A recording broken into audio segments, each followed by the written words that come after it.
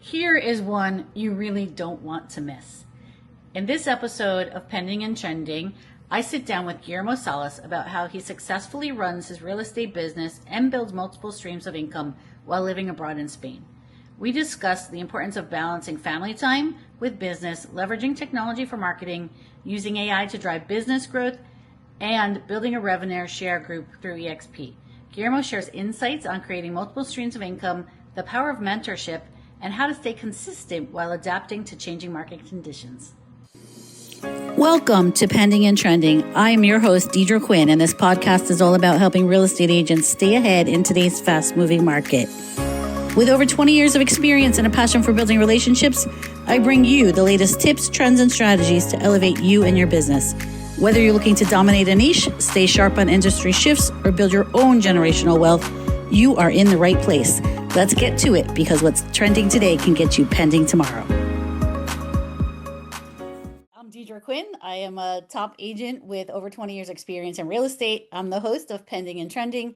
I share insider tips, market trends, and expert strategies to empower agents and others in building thriving businesses and creating lasting wealth. Through interviews with top producing agents, industry innovators, and high impact speakers, I offer actionable advice for real estate professionals and others wanting to build their wealth. And here today I have Guillermo Salas with us. He is a top real estate agent professional at eXp Realty. He's a coach. He's helped over 2,000 families. He's recognized as one of NAHREP top 250 Latino agents. And Guillermo's extensive experience includes serving as an attorney and general counsel.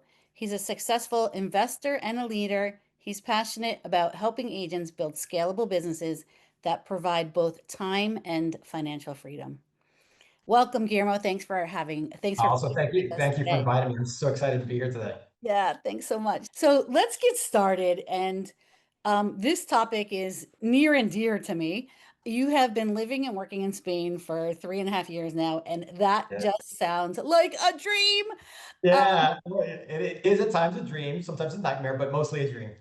So just tell me, how were you inspired to make that move?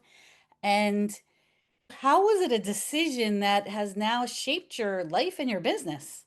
Yeah, no, it's crazy. I feel like I should have Danielle Salas as my wife and business partner for many years.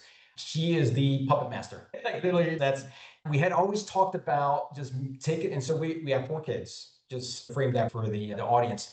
4 children at the time, they were a couple preteens. We had talked about just traveling the world for a year. And then COVID happened.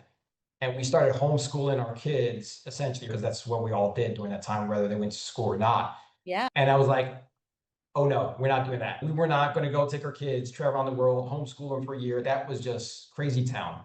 So our backup plan was like, all right, let's find a place that we can sort of call home for and an anchor for a year. That was Spain. And we could travel to a bunch of different places. So it really was supposed to just be an adventure for a year.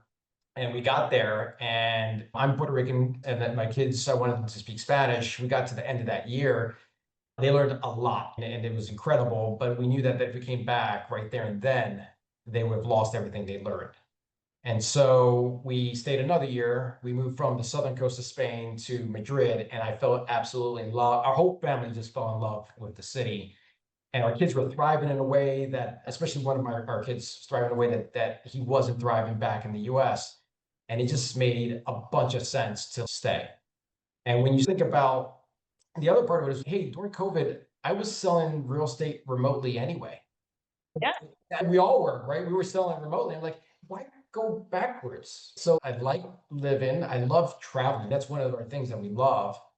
Family is super, super important to me. And so that being over there brought our family closer together for sure.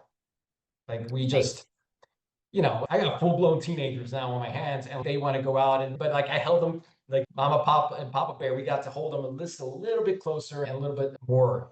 And that was super, super important to me. And the other part was it really forced me to evolve my business sooner. Like the reality is the economy is global, right? Lots of things are turning virtual. Yeah. And like that journey forced me to evolve, frankly, quicker than I would have if I had been still stateside in Philadelphia, New Jersey. I was like, I had to figure out a way how to evolve my business in a way that the entire economy is going anyway. Yeah, amazing. So let's dig into that now that you brought that up. Like you've continued, you made this move to Spain and you have continued your business.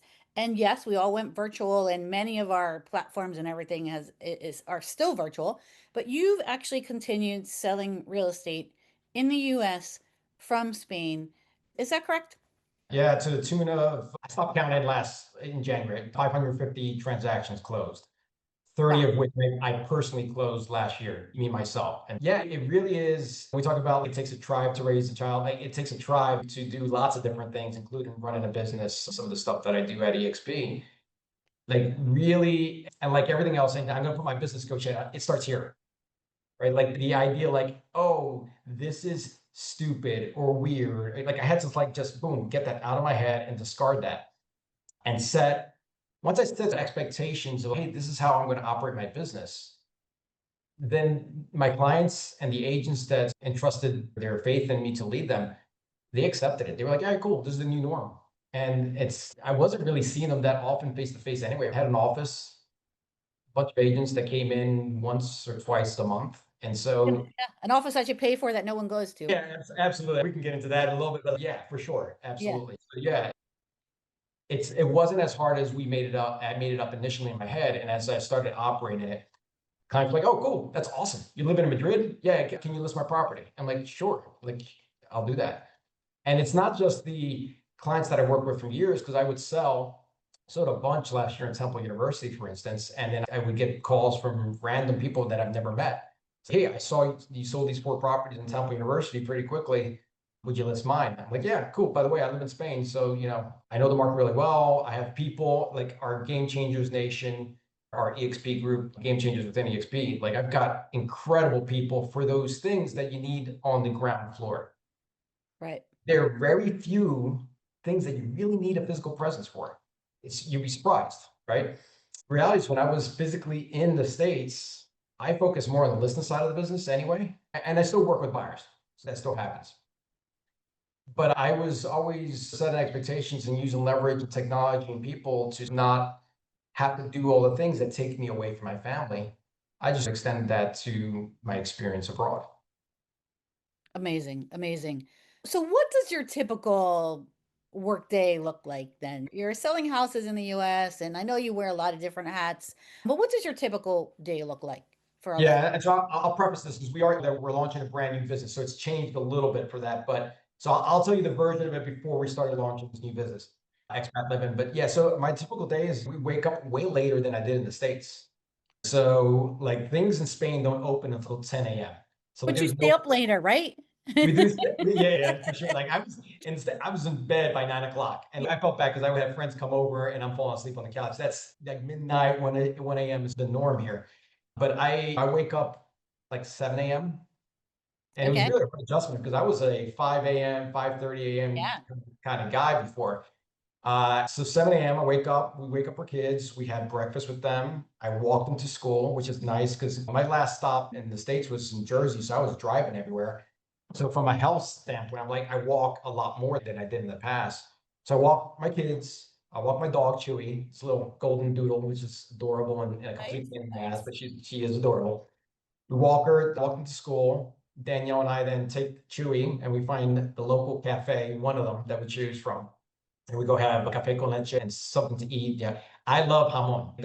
Like for people that don't know anything about Spain, like the ham game is insane here. It's so good. I love it too. Like it's on another level. Like literally, I know we're getting off topic, but they sell these things for $700 for the leg. It's insane and you can't get in the States very easily. So we'll go and eat. And then if it's like not a gym day, we go right to the cafe. If it's a gym day, we do that. And then I'm addicted to this game called paddle, which is a variation of tennis and pickleball. It's more involved, physically involved than pickleball and less physically demanding as tennis. And you play it off the wall. So anyway, I'm addicted to that. And so I play that regularly. And then right about 12 noon my time, so 6 a.m. your guys' time on the East Coast, I start doing my 6 must-dos, which is my operating system for making sure I do my priorities in my business. So the stuff that I don't need to like interact in person or online, I might start tackling those. 2 to 4 p.m. is when I have my face-to-face meetings, Zoom, and then kids get out of school right after that, and it's family time. I try to get a siesta in. I'm a big napper. I love to nap. I don't get it in every single day. I wish I said I could. And then dinner is, so lunch is a bigger meal here. Right. And then dinner's 9 p.m., which is small little bites. We'll have dinner and just hang out until it's time to do things the next day. That's great. That's great. So the 6 must-dos, I love that. I think Mhm. that's a great thing for our listeners. So Yeah. just touch on that one more time. And it's the 6 things that you must get done for all of your different businesses that you do at a certain time every day. Am I right? Yeah. So it's identifying, it's basically priority management, not time management, because we can't manage time. Time is what it is. So really, when we talk about time management, really what we're talking about is what are the priorities that we need to be tackled in order. So it's 6 must-dos are the 6 most important things in relationship to reaching my income goals.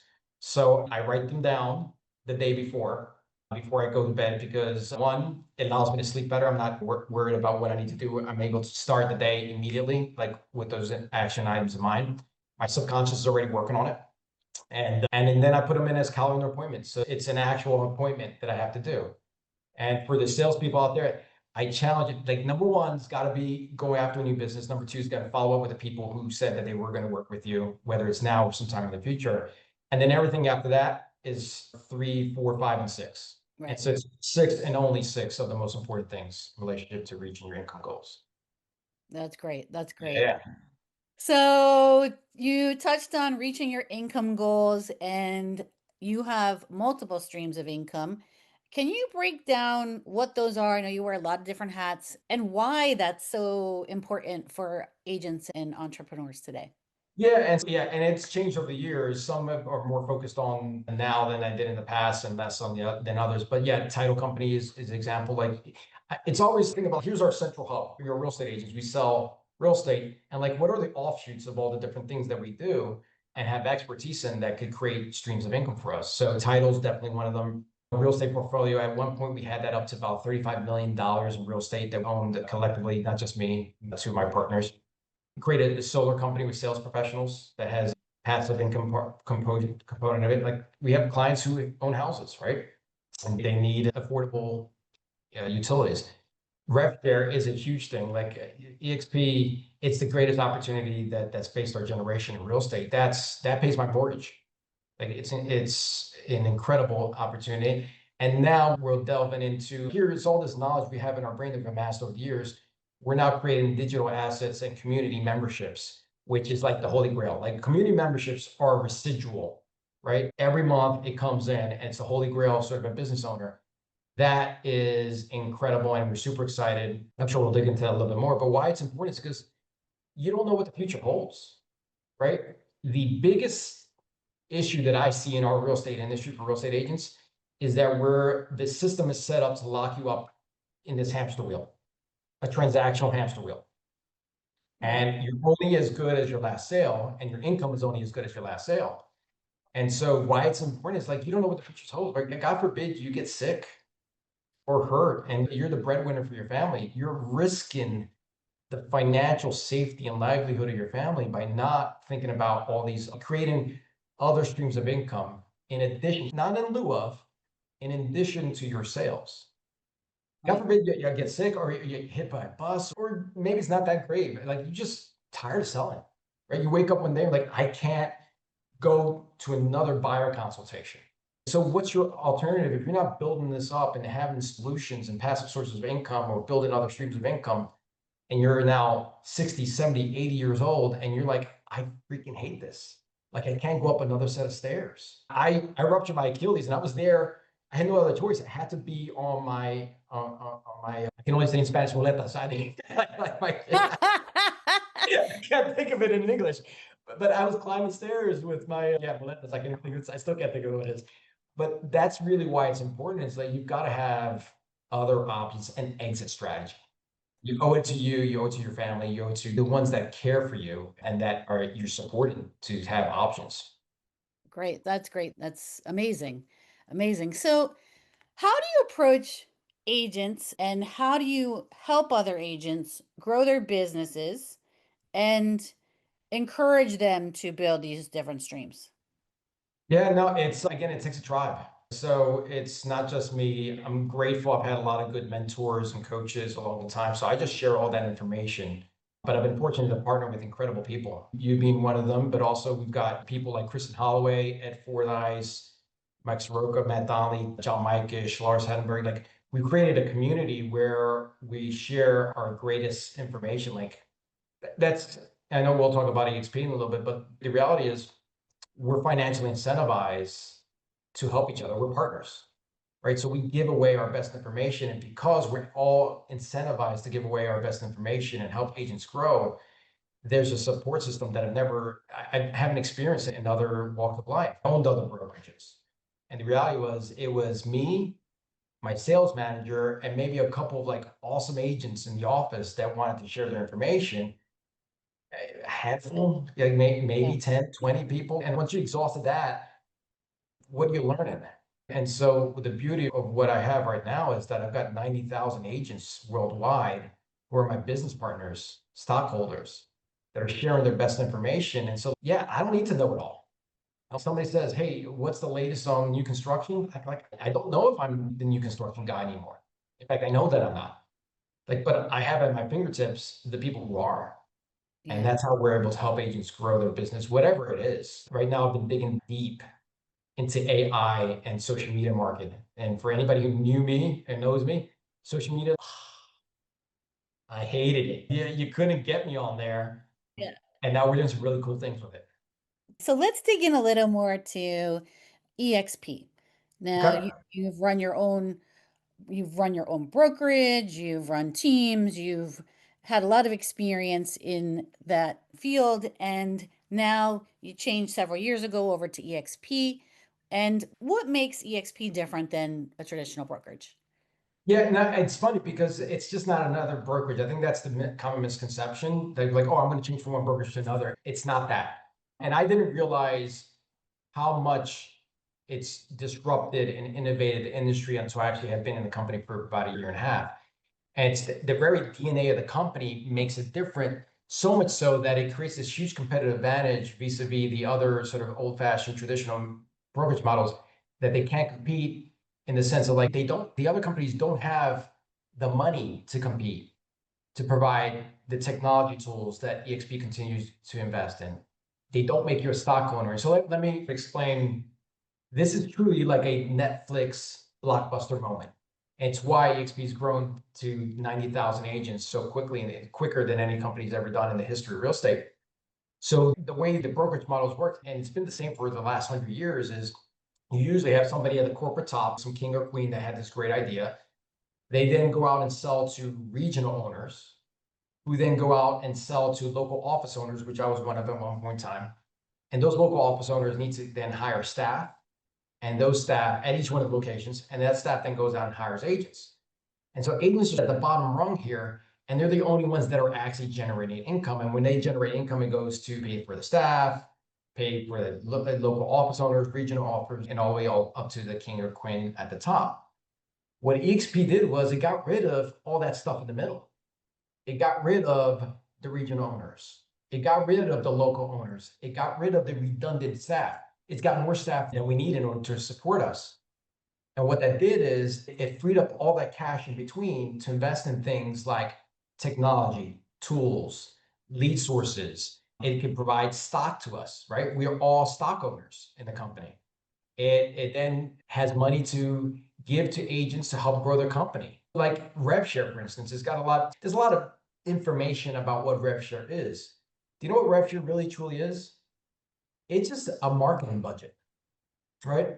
So there's other companies that run billboard ads and run like TV ads in order to promote their brand and generate and attract agents to their company.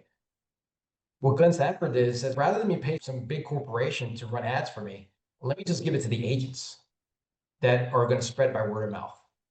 That's all RevShare is, and we help grow each other. By the way, YouTube does the same thing, right? YouTube is the innovator in RevShare. Like you put your content on YouTube, you grow your audience, YouTube then splits the revenue with you on the advertising. So that's what RevShare is. RevShare is literally what YouTube is. It's a marketing budget, and it's what makes EXP stand out above and beyond the other competition. So as an agent, when you're thinking about, hey, where am I going to run my business on? What platform? Yeah. It's like the decision point for me would be like, hey, where are you going to get compensated more for what you're doing already? Sell real estate. All right, cool. We got a low cap. By the way, you could zero it out as an icon. They give you the money back in the form of stock that you pay, and you could be 0%. So what's the platform that pays you the most? Are you an owner? We talk about all the time, hey, consumer, why are you renting? Why don't you buy a house? You got first, last, and security deposit.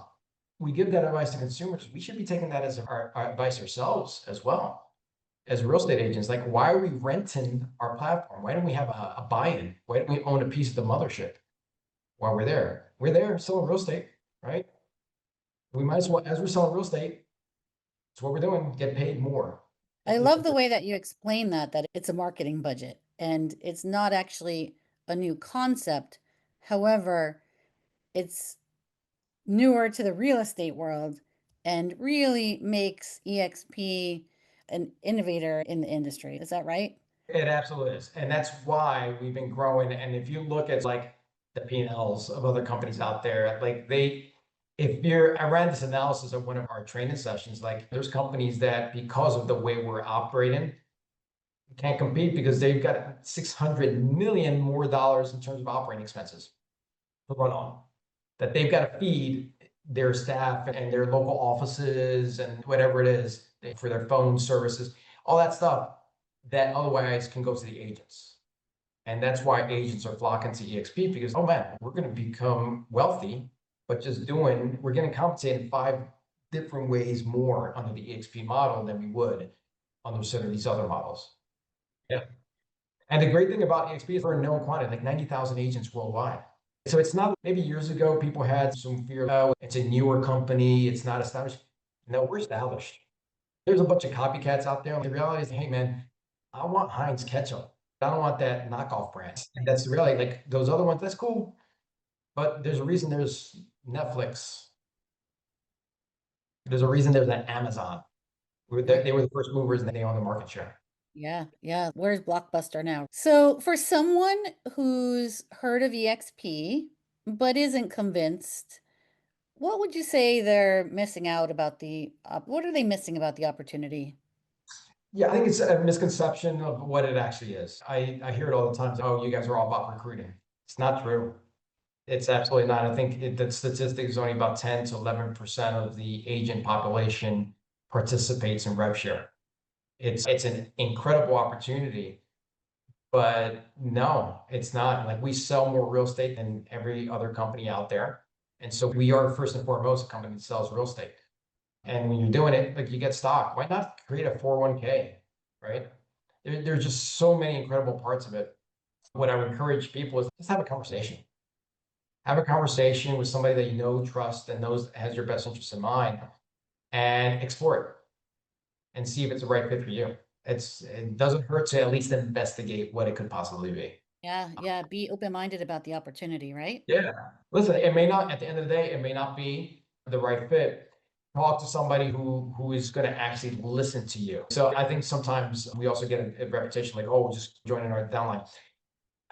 Like a consultation with me, hey, tell me about your business. What are your biggest challenges? And in those challenges, I think 95% of the time there is a solution either with our group Game Changers or the EXP platform. The other 5%, I'll be honest with you, because what I don't want is somebody come in and like, hey, you told me one thing and it was another. That just hurts my reputation and I don't want that for them. They're going to leave anyway. So what's the point of lying about it? So that's the conversation you want to have. Hey, just have a business consultation. I know that's the way you approach it. I know that's the way that Fordyce approaches it. Like, tell me what's the challenge in your business. Where do you want to go with it? And I can tell you, here are the tools X, Y, and Z. Here are the people who can help you. Here are the solutions that we think can help you. And it's up to you to see whether that is in line with where you want to take your business. That's great. That's great. So to summarize that, there are so many different income streams within the EXP platform. They are innovators in the industry. I love the way you explained it as basically a marketing plan, right? And Yeah. um, and top tier agents that are really doing a lot of business are making the move to EXP. That's great. Is there anything that you'd like to add to that? The only other part that we didn't talk about, and I think it's a huge value proposition of EXP, is for the team leaders out there. Team leaders and brokerage owners. So I'm going to say two things. I'm sorry, I lied. I'm going to say two things. Go Team ahead. leader, for those that are like, what if I was still like looking to expand my team, this platform is the best. Because I was like, always, man, I can't, if I wanted to expand beyond like Northern Liberties or Fishtown, I had to go open up an office somewhere else. This provides a platform that you can grow it nationally or internationally. So as a team leader, I'm like, oh man, if you have your systems down and you've got a nice hub, like to find partners in, if you're in Philly, Arizona, Utah, like wherever it is, like we didn't create it, right? Gary Keller did expansion, but expansion works best under our model for sure. And then for the brokerage owners, the independents, or the people who are coming off their franchise agreements, like I know personally the suck of and the energy drain it can be to run a brokerage. We got into it because we had dreams and visions and aspirations. Explore what it looks like to run your business under the EXP platform. It doesn't mean giving up your identity, it doesn't mean giving up your company.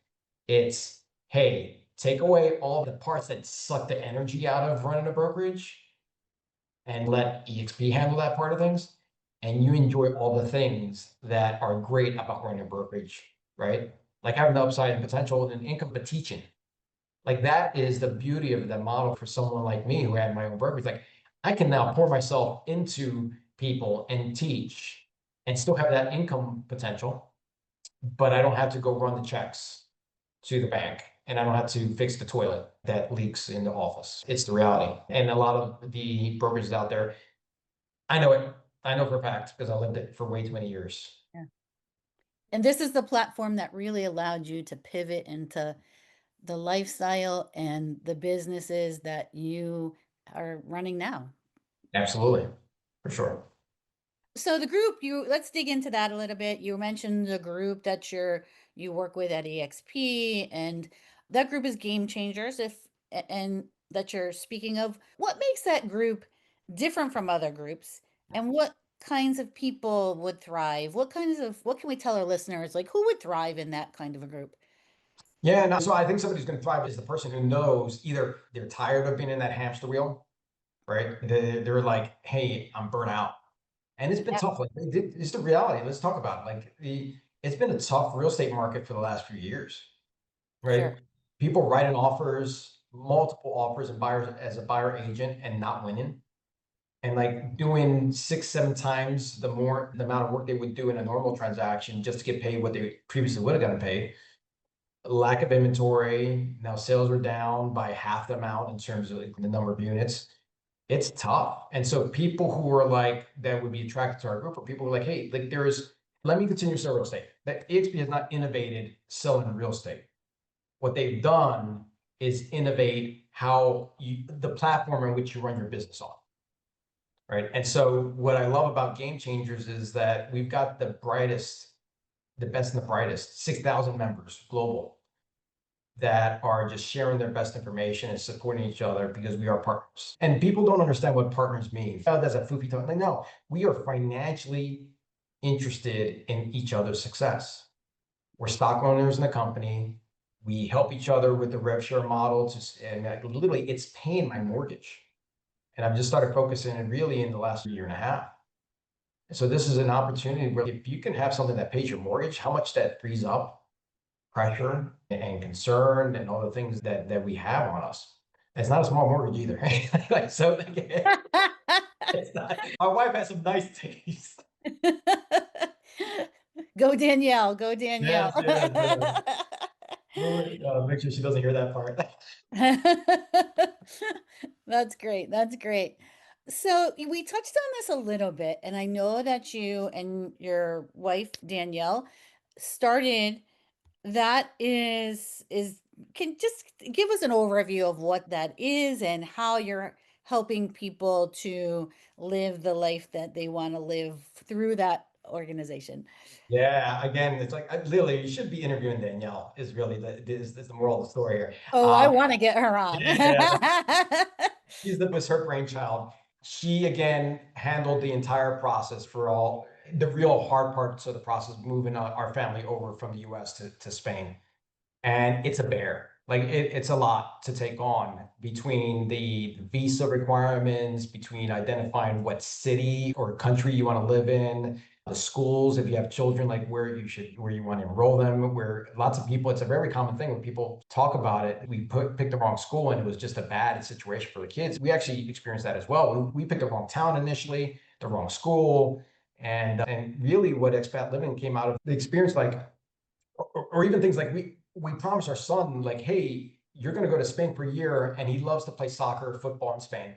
And we promised, hey, you're going to play and you're going to learn skills at a different level than you are here in the States. When we got there, we didn't know the information and the requirements. And the short story was he wasn't able to play that first year. Nobody told us that. Like, we even hired a lady to help us with certain things, and she never mentioned it. And I had point blank asked her that. And so expat living was born out of that, which is we want to help people get from where they are to where they want to be, help them do that moving process. But then once they're here, just thrive in terms of having contacts, resources, a community, and do something like the sort of the higher end level of what we offer is like helping people run their businesses from abroad, if that's what they want, right? A lot of people come over with a company and they get here, I don't want to do that, or God forbid they get laid off. They're pivoting and trying to run the business from abroad, but they've never run the business before, right? Expat living encompasses all those components. It's just helping people get from where they are to where they want to be. And then once they're there, thrive. That's great. That's great. And now it's not just Spain, right? It's more global than that. Am I correct? Yeah, it's funny. And this is one of those things we talk about self-development quite a bit. And I feel like I'm a pretty big thinker, but I got to give a shout out to John Lee, our coach. And I'm grateful to EXP because I found him because he was at EXPCon. He spoke on stage, and then EXP incentivized them to give away a 3-day seminar on just a free seminar that normally costs $3,000. And I was like blown away by what he's teaching. And I then subsequently hired him to be my coach. But Expat Living was supposed to just be Spain. And he's like, dude, think bigger. He was like, yeah, you could do this globally. And it's funny, like the initial, like lots of success, but the initial, I don't know, that's not comfortable. Like I know Spain, I know the US, I know Spain. I don't know Dubai. I don't know Thailand. And it's been a really cool growth opportunity for us as we're expanding and growing, but also expanding our network and forming relationships. And we're still in our pre-launch stage, but we just found out last night, we sold 13 books of our Moving to Spain book. It's a fun journey. And it's one of those things that just reminds you, like, you got to keep on growing, got to keep on evolving, and that keeps the excitement going on. Oh, that is wonderful. That is wonderful. Well, how can our listeners get their own copy of that? You have to tell us. Yeah, I'll make sure you send a link. It's available on Kindle. So Okay. it's Moving to Spain. Or you can go to our website, expatliving.com, and expatliving, Livin, without the G. We're hip that way. Yes, you are. Expatliving.com. Yes, you are. Yeah, and you can find our community, our core video courses you can purchase as well, and all our videos and podcasts as well is on there. That's great. That's great.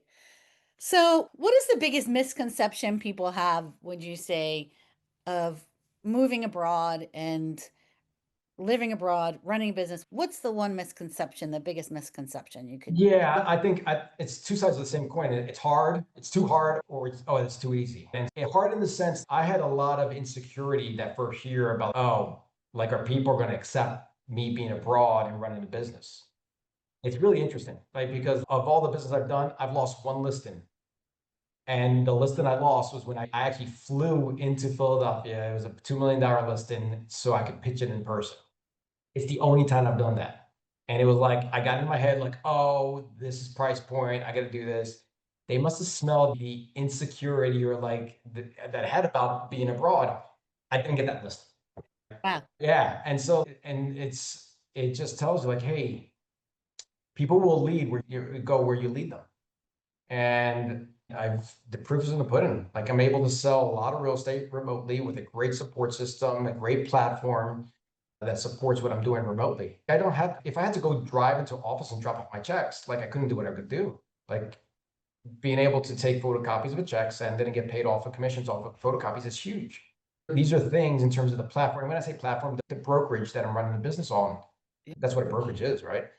It's a platform to run your own independent business on it. And so that's what you want to focus on. So yeah, it's not as hard as you think. It's also not as easy. So there's going to be some time zone differences. For the most part, yeah, my business today is done 4 p.m., 5 p.m., generally my time. But there's big opportunities. I was working on bringing, and still working on bringing over a independent brokerage to partner with us. And yeah, that could be a midnight call, and I'm okay with that once in a while. There you go. That's right. Yeah. That's right. That's right. So you had said something previously that I think is important to go back to. Just because something was done one way in the past doesn't mean that it has to continue that way. And I look at how much you've changed your life and your business over the last 3.5 or 4 years, right? Yeah. Completely different than it looked before, which is Yeah. amazing. So that's Yeah, if you don't mind, if we have time, I'd like to share two stories on that front. Like one yeah, that predated real estate and then real estate. Yeah. So for you mentioned I was a lawyer. That was my first career. I did that for about 11 years at a big corporation. And I had a lot of identity built into being a lawyer. I was good at school. Everybody said you should be a lawyer or a doctor. I didn't like blood, so I went the lawyer route. And I remember the moment where it ended. I was like, all right, this can't be the way that I continue life. And I was on a 2 week period where I was working 4 a.m. in the morning, going back home, sleeping for an hour or two, maybe three, getting up again and going right back at it. And at that stage of my life, I've been married to Danielle for a while. People didn't believe she had a husband because I was never at any parties or social events. I was always working. It was in the middle, we had another sort of like that 2 week period. I'm in the shower. Like I had just pulled another 4 a.m. in the shower, and the partner at the law firm calls. Danielle picks up the phone and he's yelling at her to get me on the phone. And Danielle's like, he's in the shower. He's like, I don't care, get him out of the shower. And she literally, I had to get out of the shower in my apartment, dripping wet, soap suds on the carpet, and I'm on the phone naked talking to this partner as he's reaming me out because the period was in the wrong spot, right? Or whatever it was. It really wasn't that important. And that was the moment I was like, man, I've been doing it this way. I can't continue to do it this way. And I was making a lot of money.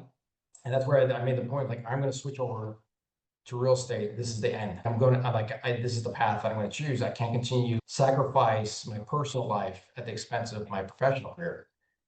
And then I made that transition to real estate, and it was great until it wasn't great. Yeah. And let me put this caveat out there. People who love to run teams, it's absolutely the path for you. So I'm not saying that it's not the right path for certain people. It's just ultimately at the end of the day, it wasn't the right path for me. So the second thing that I, just because I did it the way for so long, wasn't the way that I had to continue doing it. I shut down my team about a year ago. It wasn't bringing me joy. I felt like I'd gone that path for a very long time. It was creating stress on me. And I really was just taking stock of my life. Hey, what are the things that bring me joy? What are the things that are not dollar productive? All those things sort of combined. So I shut down my team. And again, I had a lot of ego and identity built into the Guillermo Salas team, the Salas team. And what turned out was that year I sold a fraction of what I normally sold. We were typically selling 40, 50 million a year. I sold a fraction of what we sold. I just made more money with a lot less headache. And what I did was my EXP organization then became my team. And I could pour myself into them in a way that was in line with what I wanted to do, right? Like I wanted to share how you grow your business on a higher level, not like how do you draw up the agreement sale? Oh my God, this deal is falling apart. That just wasn't my path anymore. But I can say, hey, I can show you how I took an Instagram account that didn't exist 30 days ago and grow it to 130,000 accounts reached in 1 month. And now you're converting sales out of it, which is what I've been able to do. And so, yeah, that's what brings me joy. Like that just yeah. because, yeah, just because you did it one way before doesn't mean you got to keep on doing it. Amazing. Amazing. That's great. That's great. And then So you have then you got rid of you dismantled your team, and now you have all these different focuses. And if how would you say you've challenged yourself, and how do you challenge yourself? How do you grow every day? How do you evolve every day? And within that, I want to tell our listeners like the one thing that they can do to challenge themselves going forward. Yeah. No, it's an old term, but getting out of your comfort zone. And it's always challenging yourself to do. The thing that scared me the most is not like I've spoken on stages with the bright lights in my eyes where I couldn't see the crowd. It was speaking Spanish. Like literally, I was definitely afraid of being in a group where like I had to speak Spanish. And with a guy named like you were expected to speak Spanish. So moving to Spain was like tough for me. Go to a psychologist, scary for me. And it was something that I'm like, I can't let this thing rule me anymore. My kids got to see me push through something that they knew that I had a lot of anxiety around. And for me, again, family's super important. I want to walk the walk, walk the talk, so that they also mirror that. Moving to Spain was a big growth development thing for me. And it's just finding what that is every single time. And it's not perfect, right? It's never going to be perfect. I still screw up speaking Spanish. It's not good at all. But I went to a networking event this past week and held my own, and I got some business out of it. And doing this new program, this Expat Living, this company is completely out of my comfort zone. I've never sold a goods I've always been a service-based company. Like what I've done, even as my lawyers, it was all service-based. So now I'm creating things to sell online. The guy who hated being on social media, like it's really something that's outside of my comfort zone. And what I needed to do was find people who could teach me. And so I did. And that's my sort of advice to the listeners out there. The reality is AI right now and how it dovetails into social media. It's not social media, it's media. Like right now, the best agents don't win out. The best known agents win out. And so the challenge to all those people out there who are not leaning in a real meaningful way on AI, that are not leaning in on how to effectively use social media currently. Like I'm not talking about the pictures with the closing table. I'm not talking about like food shots. I'm talking about really understanding how you can create a brand, create brand awareness, and then generate business out of it. Because the reality is AI is not going to replace real estate agents, but agents that use AI and use social media effectively will replace agents that don't. So I challenge everybody, get into your local classes, get into some of we hold events teaching this stuff, get into our masterminds. We have a mastermind every single Monday at 10 a.m. where we share resources about growing your business. All those That's things are possible. That's great. Yeah. How fast it's coming, right? How fast that AI is. So if you're not doing that, it's really time to get that started. So what is one thing that is non-negotiable in your daily routine that keeps you grounded even while living abroad? Yeah, and yeah, we talked about it, the 6 months dues. I'm just rabid about it. I don't let anybody interfere. Like when we allow ourselves to be interrupted, I have that mental sort of conversation, like it's somebody else's 6 months dues interfering with mine, and they're stealing from my family and they're stealing from my agents. And so that's a non-negotiable. The other non-negotiable is family time. Like that's the thing. Hey, cool. I'm not a heart surgeon. Like nothing that I do is life or death, right? And nothing that my clients do is life or death. Like it really isn't. Like we want to make it out to be that. It isn't. So setting clear expectation. Cool. From this time and this time, I'm available. From this other time, I'm not. And like the world is not going to fall apart.